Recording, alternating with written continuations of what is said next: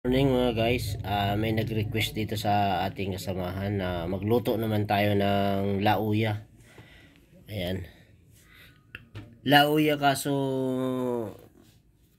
may dalang batuan siya, hindi nawala. Kaya ang iasim na lang natin dito ay sinigang sampalok. Ayan. Walang kadyos kaya ganito na lang.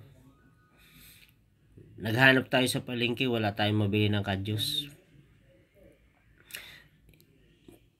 Pata pala to guys na nilauya natin. Pwede rin baka, pwede rin kung anon.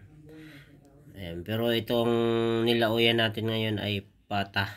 Hindi na natin na kunan ng video sa palengke kasi siksikan doon. Ayan, binalambot na natin guys. Ito yung nilagay na natin yung sinigang sampalok pampaasim. Dahil nawala yung batuan na ilalagay namin dito. Hindi makuha kung saan nalagay. Batuan yung pang-asim. Ayan, ilagay na natin guys yung ating sinigang sampalok pampaasim. Ayan, pinapalambot na natin at tinitimpla natin ng kuwan. Ayan, may tanglad yan guys. Ayan, medyo namamalat tayo sa sipon. Ayan, tinikman na natin. Okay na, okay ang kuwan, lasa. Tamang asim lang mga guys. Habang pinapalambot natin to guys, magpasalamat tayo sa mga viewers natin sa ating Facebook page at ating YouTube channel, mga subscriber natin sa ating YouTube. Maraming salamat sa patuloy niyong pagsuporta. At kahit paminsan-minsan lang upload natin kasi may trabaho tayo guys, ayan. Ngayon lang tayo nakapagluto, linggo. Medyo mahaba ang oras.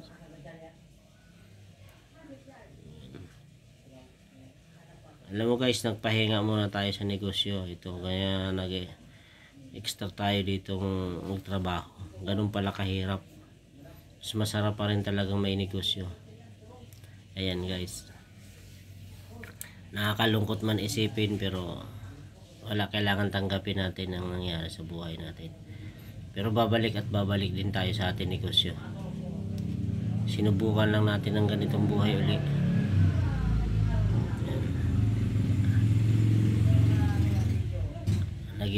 Naging pasaway sa ating negosyo. Kaya parang nawalan ako ng gana, kaya itinigil ko muna at pinatindahan ko muna sa aking kumpare yung aking pwesto. Kaya maraming nagbago sa buhay natin. Ang mahalaga, ito pa rin tayo lumalaban. Ayan, habang naikwento na natin yung buhay natin, ayan na, malambot na ang ating lauya. Ayan,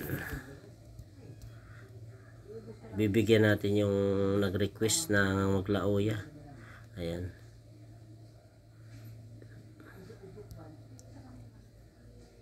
lauya natin. Ayan, malambot na yan guys, at masarap yung sabaw niyan, ay maasim-asim.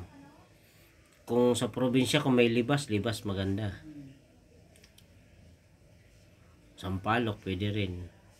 At may kadyos sana. Kung maganda sana may kadyos yun. Yung sabon na pinamimigay sa Mang Inasal, yun, kadyos ang nilalagay nun. Medyo mapula-pula. Maasim-asim yun. Ayan guys. Ayan na.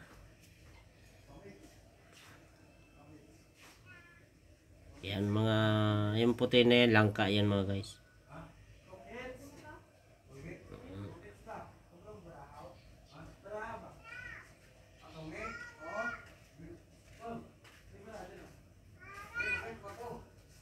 Ayan, punuin lang natin ng sabaw kasi maraming sabaw. Ayan, thank you for watching.